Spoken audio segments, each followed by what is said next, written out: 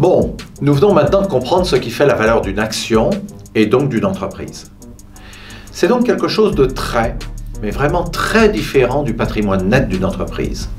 Alors, ça sert à rien la compta? En fait, elle garde toute son importance dans l'évaluation de l'entreprise, mais elle n'est pas l'évaluation de l'entreprise. C'est ce que nous allons comprendre de suite. Nous avons vu que la valorisation des entreprises est donnée par les dividendes futurs. Or, les dividendes sont rivaux des salaires. Ce qui a été versé en salaire ne pourra être versé en dividendes et vice-versa. La perspective d'obtenir des dividendes futurs est donc conditionnée par le fait que les entreprises seront capables de contenir les salaires. Acheter une action, c'est donc un pari spéculatif que les rapports entre les classes permettront de verser des dividendes.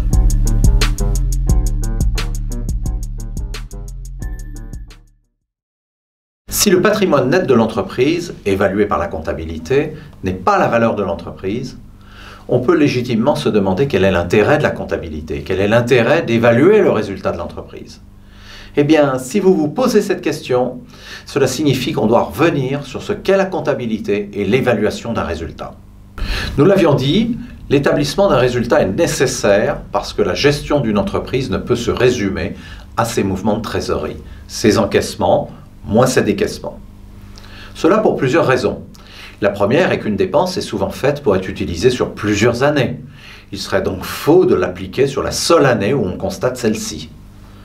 Ensuite, parce que l'entreprise emprunte et prête de l'argent, parfois de façon planifiée afin de financer un investissement, parfois par le simple jeu du fonctionnement de l'entreprise, paiement de fournisseurs, de clients ou d'organismes sociaux et fiscaux décalés dans le temps. L'intérêt de la comptabilité est de déterminer si oui ou non l'entreprise gagne de l'argent dans ses opérations courantes. C'est donc une information de première importance si celle-ci est sincère.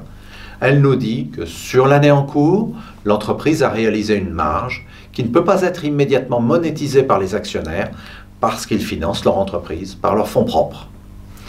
Si d'aventure ils arrivaient à trouver un prêteur qui finance la totalité de leurs fonds propres, alors ils pourraient se payer les résultats sous forme de dividendes. Mais comme cela n'existe pas, il leur faut donc attendre. Donc, l'évaluation du patrimoine net est une interprétation du passé qui comporte aussi un pari sur le futur. L'entreprise dispose d'une réserve de valeur qui provient de l'exploitation passée.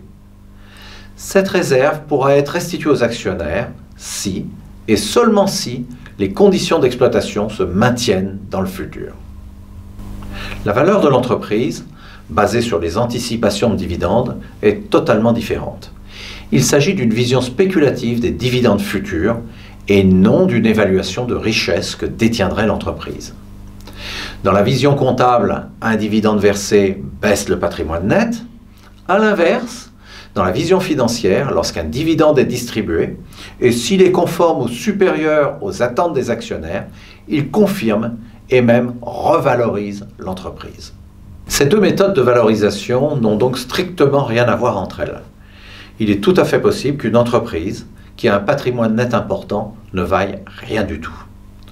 Ce patrimoine net indique que dans le passé, l'entreprise a accumulé de la valeur. Mais si les conditions d'exploitation changent, par exemple, si les salaires sont en hausse au point où l'entreprise ne puisse plus dégager de marge, ou encore que l'entreprise connaisse une chute brutale de ses ventes, avec des frais fixes importants et incompressibles, alors l'entreprise commencera à être en perte, et cela diminuera son patrimoine net. Et s'il n'y a aucun espoir que la situation change, cela signifie que l'entreprise sera dans l'incapacité de verser des dividendes à l'avenir, et sa valeur sera alors réduite à néant. Nous avions parlé des normes comptables anglo-saxonnes, telles que les IFRS, qui cherchent à valoriser les actifs et les passifs, non à leur coût d'acquisition, mais à leur valeur de marché du moment, donc avec intégration des conditions de ce marché telles que le taux d'intérêt du moment et l'évolution des primes de risque. Elles ne font que renforcer la volatilité des bilans, sans que jamais les valeurs comptables et les valeurs de marché de l'entreprise ne coïncident, tout simplement parce qu'elles ne mesurent pas les mêmes choses. Ce lien entre valorisation de l'entreprise et résultat est donné par le Price Earning Ratio, PER. Celui-ci exprime la valorisation comme un multiple du résultat. Si la valorisation de l'entreprise est de 200 millions d'euros et que l'entreprise a dégagé un résultat de 20 millions, on dit que son PER est de 10, qu'elle se paye 10 fois son résultat. Il y a là une certaine logique, puisque nous avons vu que le résultat est une anticipation du dividende sous réserve que les conditions d'exploitation se maintiennent dans le temps. Mais il n'y a aucune explication rationnelle à ce PER. Ce n'est qu'un constat. Et l'intérêt du PER est de vérifier si la valorisation que nous donnons à une entreprise est proche de celle qui se pratique pour des entreprises du même secteur.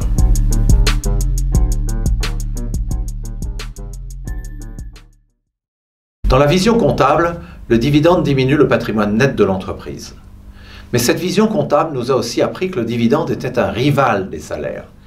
Il s'agit dans les deux cas de flux de trésorerie sortants qui diminuent le patrimoine net de l'entreprise. Si nous versons 100 de plus en salaire ou si nous préférons verser 100 de dividendes, le bilan sera parfaitement identique.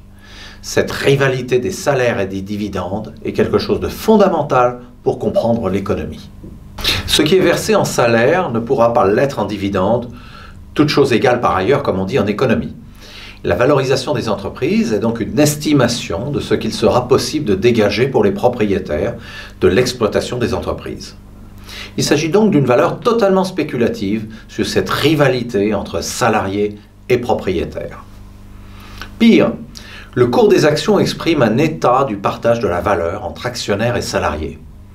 Si par des actions diverses, sociales comme politiques, les salariés arrivent à imposer de meilleures conditions de rémunération, ceci signifiera des dividendes en moins et donc une baisse de la valeur générale des entreprises. La seule échappatoire à cet état de fait est la croissance générale de l'économie. Ben oui, si le gâteau à partager augmente, on peut alors à la fois améliorer les salaires et poursuivre la hausse des dividendes. Lorsque la croissance économique est faible, voire proche de zéro, alors cet antagonisme est exacerbé. La seule possibilité de croissance des actions est alors la baisse des taux d'intérêt. Vous vous souvenez qu'une baisse des taux d'intérêt revalorise les titres financiers. Le problème est que les taux d'intérêt sont aujourd'hui au plus bas. Alors il ne reste plus qu'à comprimer les salaires pour permettre une croissance des dividendes. Et là encore, même si les actionnaires y arrivent, ce n'est pas une solution. Nous verrons dans le dernier cycle sur la macroéconomie que la dépense des revenus, dividendes et salaires, est essentielle pour le renouvellement des profits. À ce titre, les économistes post-keynésiens ont raison de rappeler que si les salariés dépensent presque tout leur salaire, il n'en est pas de même des dividendes qui sont reçus par des personnes fortunées qui ne les dépensent pas. Donc, en augmentant les dividendes, on réduit la demande de consommation adressée aux entreprises. Celles-ci ne sont pas incitées à investir, ce qui réduit encore les perspectives de profit et de croissance. Si inversement, les salariés arrivent à obtenir de meilleures rémunérations dans un contexte de stagnation économique, alors les valorisations des entreprises baisseront. Vous pensez sans doute que ce n'est pas grave. Après tout, vous ne détenez pas de portefeuille d'actions et vous ne vous sentez pas concerné. Eh bien, vous avez tort. Rappelez-vous ce que nous avions dit à la vidéo précédente. Les entreprises investissent en fonction de la rentabilité actuarielle des flux de trésorerie de chaque projet. Nous allons avoir un mouvement combiné de baisse des perspectives de dividendes et de hausse de la prime de risque. Et comme les entreprises investissent en fonction du taux d'intérêt, bien faible aujourd'hui, et de la prime de risque, alors les investissements vont se raréfier. Pire, ils pourraient ne pas être renouvelés. Le problème, c'est que les actionnaires restent décisionnaires dans l'entreprise. Dès lors, la question qui se pose est la suivante. Peut-il y avoir amélioration des conditions d'existence dans le cadre d'un capitalisme en faible croissance? Si les salariés veulent de meilleures conditions d'existence, ne devraient-ils pas se substituer aux actionnaires dans la direction de l'entreprise? Je vous laisse méditer cette question.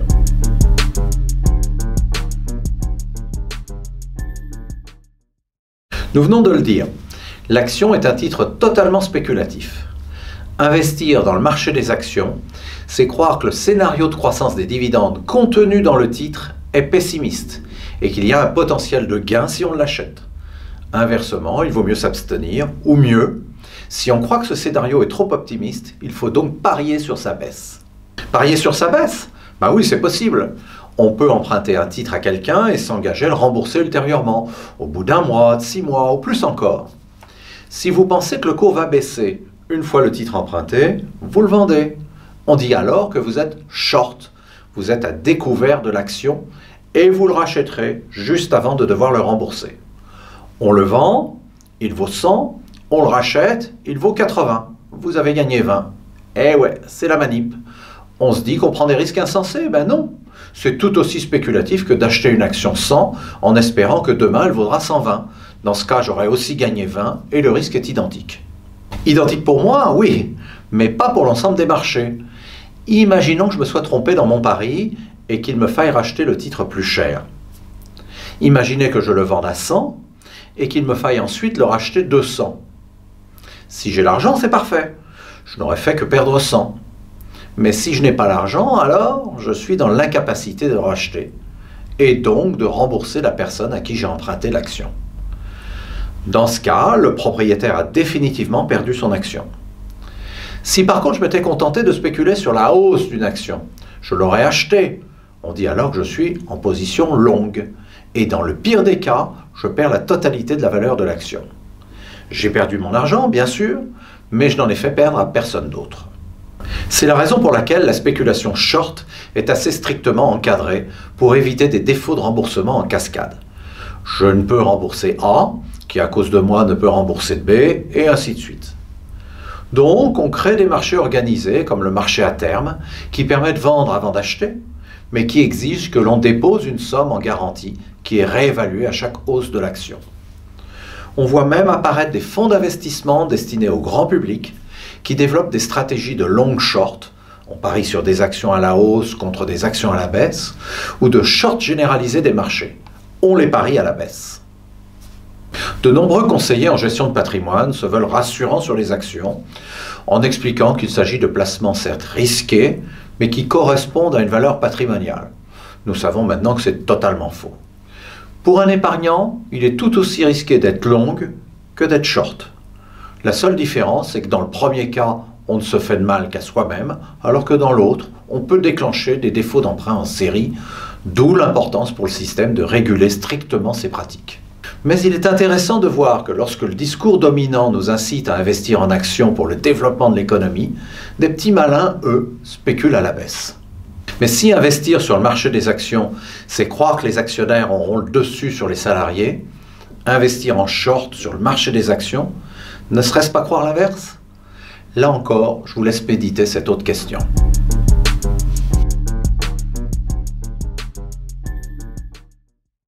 Dès que nous avons une position, qu'elle soit longue ou courte, sur un actif, nous sommes de facto en position spéculative par rapport à l'argent.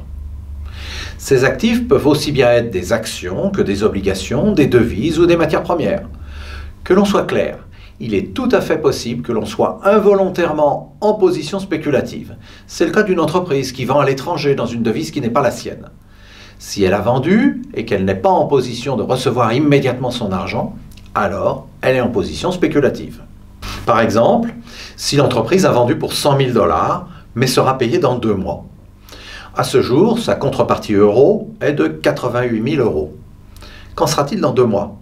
90 000 €? 85 000 €? Que se passe-t-il en cas de dévissage brutal de la devise?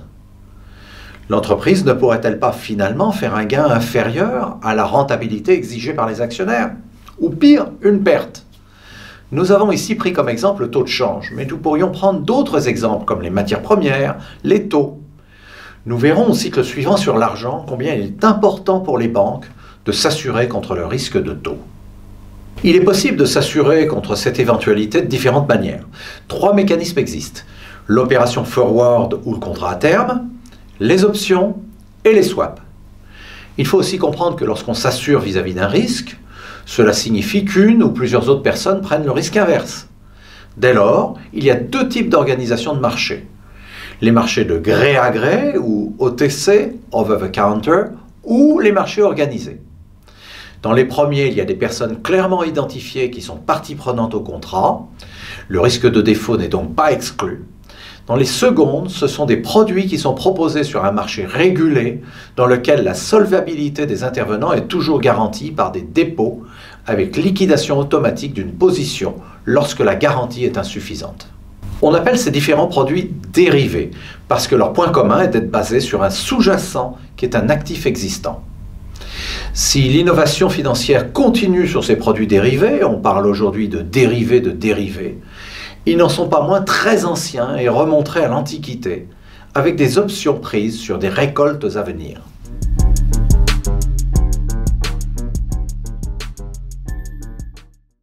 L'opération forward est une transaction qui se conclut aujourd'hui, mais qui sera réalisée à une date ultérieure. L'entreprise de notre exemple peut très bien décider aujourd'hui d'échanger 100 000 $ dans 2 mois à un cours donné. Le cours donné n'est évidemment pas le cours du jour, mais le cours que les intervenants sur ce marché anticipent dans 2 mois. Il se peut donc que l'entreprise se voit proposer 100 000 $ à 89 000 € ou à 87 000 € par exemple. Dans le premier cas, elle gagnerait de l'argent immédiatement par rapport au cours de 88 000. Dans le second, elle en perdrait. Mais cela reste hypothétique, car personne ne connaît le cours dans 2 mois. En faisant cette opération, elle sécurise un cours. Par contre, le problème qui peut se poser est qu'elle ne dispose pas des 100 000 $ parce que son client n'a pas payé, par exemple. Elle devra alors trouver des moyens pour faire face à ses obligations. Ce point pour souligner que cette opération se déroule sur le marché de gré à gré et que les défauts ne sont pas impossibles. Par contre, le contrat à terme est émis sur un marché organisé. On définit un produit standard, par exemple 125 000 ou 200 000 € à une échéance donnée en dollars. Le produit cote en dollars, par exemple, est émis à un cours donné correspondant aux opérations forward qui se traitent à ce moment. Toute personne peut en acheter ou en vendre, l'achat fait monter le cours en dollars et la vente le fait baisser. Si normalement une livraison du sous-jacent est prévue, y compris sur des matières premières, il faut comprendre que l'usage est ici de dénouer toutes les positions avant la date d'échéance. Il s'agit ici d'un instrument financier qui permet aussi bien de se couvrir, comme dans le cas précédent, que de spéculer à la marge sur un actif. Dans ce cas, on n'achète pas l'actif, on ne se met pas à découvert, mais on joue de l'argent sur les variations de prix de cet actif avec le risque de tout perdre. Il s'agit alors d'une spéculation à très haut risque, sans commune mesure avec la détention ou une position à découvert sur un actif.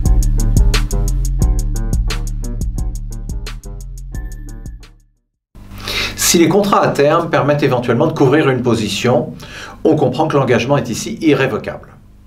Une variante existe qui consiste à ne prendre qu'une option d'achat, que l'on appelle un call, ou une option de vente, qu'on appelle un put, sur un actif. Une action par exemple. On exercera cette option si, et seulement si, cela s'avère intéressant. Prenons un exemple ayant trait aux actions dont nous avons parlé précédemment. Comme nous l'avons dit, le fait de détenir une action ou d'être à découvert sur une action est une position spéculative. On peut donc tout simplement accepter cette situation et ne rien faire. Si on est en position longue, on détient une action, on peut arrêter la position spéculative en vendant. On enregistrera un gain ou une perte, mais la position ouverte sur l'action est alors fermée. On peut aussi conserver l'action, tout en sécurisant la vente ultérieure, en achetant une option de vente, un put. Ces options existent dans des marchés organisés. Inversement, si on est en position short, on pourra fermer sa position en rachetant l'action, ou une option d'achat call pour plus tard. Un peu confus? On va expliquer ceci par un exemple. Supposons que nous détenions une action qui cote actuellement 10,20 €. Nous pensons qu'il y a un risque de baisse sur cette action et nous souhaiterions nous prémunir contre cette baisse à l'horizon de 3 mois. Il existe justement une option de vente, donc un put à échéance 3 mois pour 10 €. Ce put cote actuellement 30 centimes. On va donc l'acheter en sachant qu'on détiendra la possibilité de vendre au prix de 10 €. Ce prix de 30 centimes signifie que les participants au marché considèrent qu'il y a un risque que l'action cote à échéance sous les 10 €. Plus nous avancerons dans le temps, plus le prix du put se rapprochera de la différence entre le prix de l'action et les 10 € si le prix de l'action est inférieur à 10 €, ou de 0 si le prix de l'action est au-dessus de 10 €. En effet, si l'action cote au-dessus de 10 €, il vaut mieux vendre l'action à son prix qu'à 10 €. Inversement, on vendra l'action en dessous de sa valeur et on encaissera le prix de l'option, qui est la différence entre la vente et les 10 euros. Pour résumer, si l'action cote au final 10,40 euros, son détenteur aura encaissé une plus-value de 20 centimes, 10,40 euros moins 10,20 euros, mais perdu son option de 30 centimes. Il aura donc perdu 10 centimes. Si l'action cote au contraire 9,50 euros, son détenteur aura limité sa perte à 20 centimes, moyennant l'achat d'une option à 30 centimes. Il aura donc au final perdu 50 centimes, alors qu'il aurait perdu 70 centimes, 10,20 euros moins 9,50 €, s'il n'avait rien fait. Pour résumer, se garantir par une option à un coût évident qui amoindrira le gain et augmentera la perte, tout en la limitant à un seuil donné. Cette perte ne peut plus être de la valeur de l'actif. Nous avons ici illustré l'utilisation d'une option en partant de l'idée que son acheteur disposait de l'actif et souhaitait couvrir sa position. Mais rien n'interdit quelqu'un d'acheter une option alors qu'il ne dispose pas du sous-jacent. C'est alors de la pure spéculation sur un titre sans engager le montant du titre. On fera ainsi une opération à effet de levier dans laquelle on peut perdre la totalité de ce que l'on a mis en contrepartie de l'espérance de gagner la hausse ou la baisse du sous-jacent. Un dernier mot sur ces options. On entend souvent parler de stock options réservées aux cadres dirigeants d'une entreprise. Stock signifie action en anglais. Ces stock options sont des options d'achat, des calls données à ces personnes sur la base du cours du jour. À l'échéance, souvent plusieurs années, ces dirigeants les exerceront si le cours de l'action a progressé. Ils encaisseront ainsi une plus-value. Inversement, si le cours a baissé, ils s'abstiendront. Personne n'encaisse une moins-value par plaisir. L'objectif de ces stock options est d'associer les intérêts des dirigeants avec ceux des actionnaires.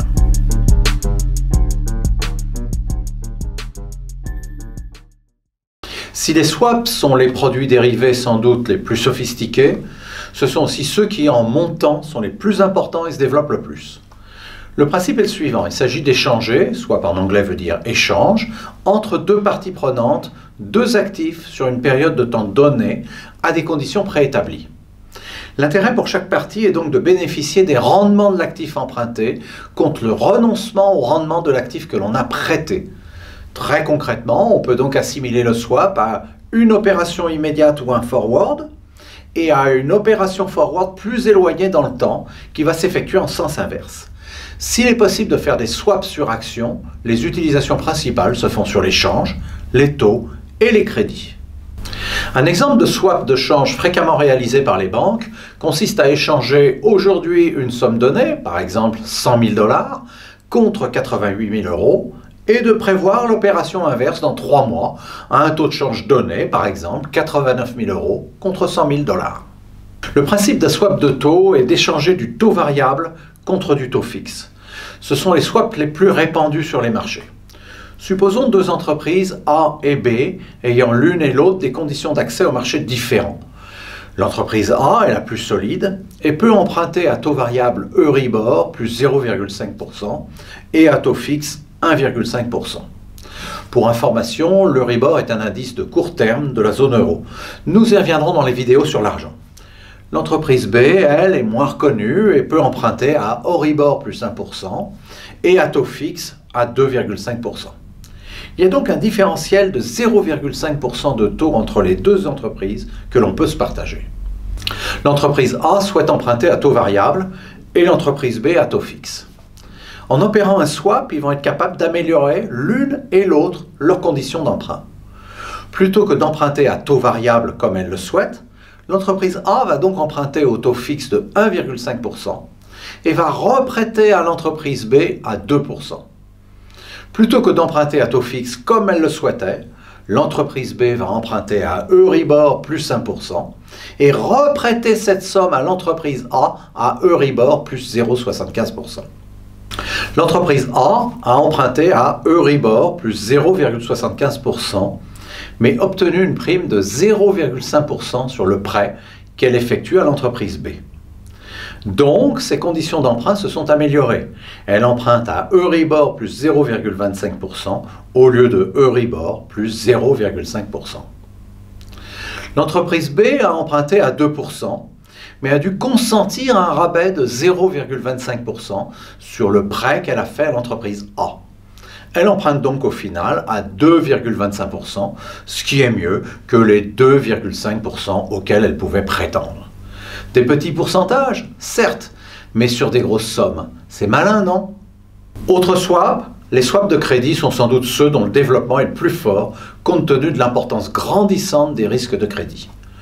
Plusieurs types de swaps de crédit existent, tels que le swap sur événement de crédit, qui se rapproche d'une assurance traditionnelle couvrant les défauts de paiement, les swaps sur rendement total et les futures sur écart de crédit.